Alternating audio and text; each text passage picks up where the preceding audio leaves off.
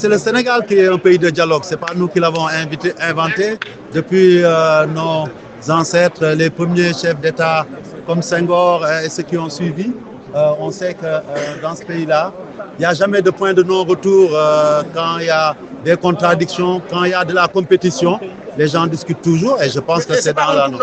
Un peu décisif pour le football sénégalais parce que d'autant plus que le Sénégal prépare 2 matchs de qualification de Coupe du Monde. Écoutez, tout le monde sait qu'effectivement ces élections sont mal placées par rapport à l'agenda international sportif avec 4 matchs importants. Je mets dans le paquet les matchs d'octobre aussi. On aura 4 matchs importants, 2 en septembre, 2 en octobre, avec un objectif, je dirais, vital pour le football sénégalais. Une qualification pour la 3e fois de suite à une Coupe du Monde, avec le fait de garder un statut que tout le monde nous reconnaît aussi comme étant un petit pays par la taille et économiquement, mais un grand pays de football. Et il nous faut confirmer ça par une 3e qualification en Coupe du Monde. Mais il ne faut pas aussi occulter l'aspect financier et économique de cette qualification de Coupe du Monde qui va amener une manne financière importante dont a besoin le football pour rester sur cette plateforme de performance. Et pour cela, je pense que nous sommes tous conscients.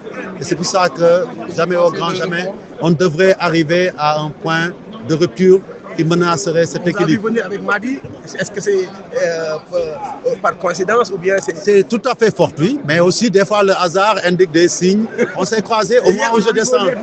À la déclaration de Madi, on a vu Samsedine, on a vu Mam Adamoundour, on ne fait pas la fine bouche et aujourd'hui vous êtes venus à écoutez, ils nous ont invités, ils les ont invités, ils sont allés spontanément.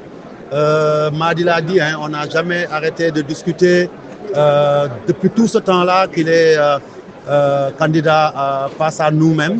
Le temps d'une élection, on est des adversaires, mais après, on partage le même football. Chacun dans son secteur apporte un plus. Et c'est l'ensemble de ces plus-là qui fait aujourd'hui la force du football sénégalais comme vecteur de performance, de rayonnement de notre football dans le monde. Nous sommes vecteurs d'unité dans ce pays. Quand le football se joue partout, les stades sont pleins, il y a beaucoup de bonheur. Les jeunes ne pensent pas aller à la mer, ils ne pensent pas aller faire autre chose de répréhensible. Mais aussi, quand les équipes nationales gagnent, il y a du baume au cœur de tous les Sénégalais. Et c'est des moments où le football reste et demeure un ciment fort dans ce pays qui est passionné de foot, mais qui est passionné aussi de nos 3 couleurs, le vert, jaune, rouge.